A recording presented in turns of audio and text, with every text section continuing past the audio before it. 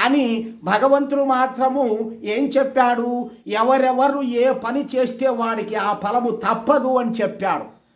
అంటే దుఃఖం వచ్చే కర్మ చేస్తే దుఃఖపడతావు, బాధలు పడతావు, మంచి పుణ్యమైన కర్మ చేస్తే సంతోషపడతావు, సుఖపడతావు అని మన యొక్క గ్రంథాల్లోనే ఉంది.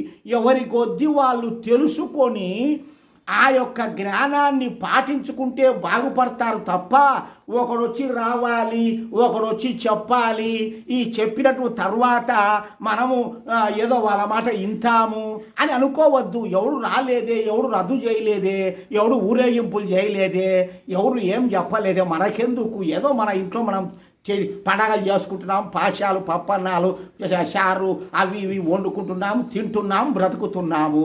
దేవునితో ఏం పని? దేవుడు అన్నీ ఇచ్చాడు, స్వేచ్ఛనిచ్చాడు మానవ జాతికి.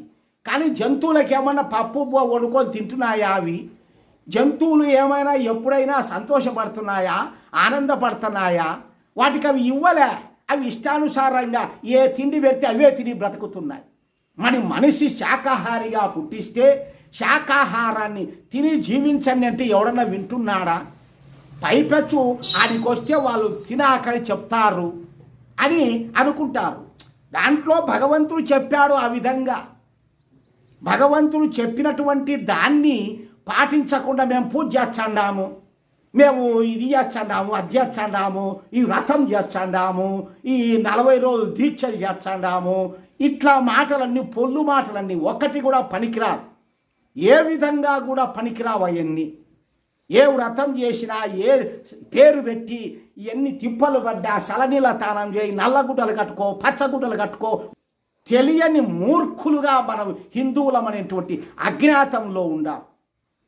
అటువంటి అజ్ఞాతము వదిలి నిద్ర లేచి మనం హిందువులం అంటే ఎవరము, మన పూర్వీకులు ఎవరు, రాముడు, కృష్ణుడు, మహా గొప్ప గొప్ప ఋషులు, వాళ్ళందరూ ఇట్లా బతికినారు అని తెలుసుకోవాలని లేదా?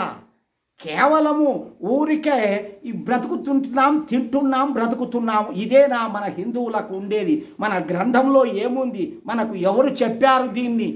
ఇది మనం ఎందుకంటున్నాము ఈ భగవద్గీత మాది అని? కానీ వాడికి ఓనమాలు రాకుండా బైబిల్ అంతా ఇచ్చారు ప్రతి ఒక్కరి కుక్కలకు కూడా, ఖురాన్లు ఇచ్చారు ప్రతి ఒక్క కుక్కకు కూడా.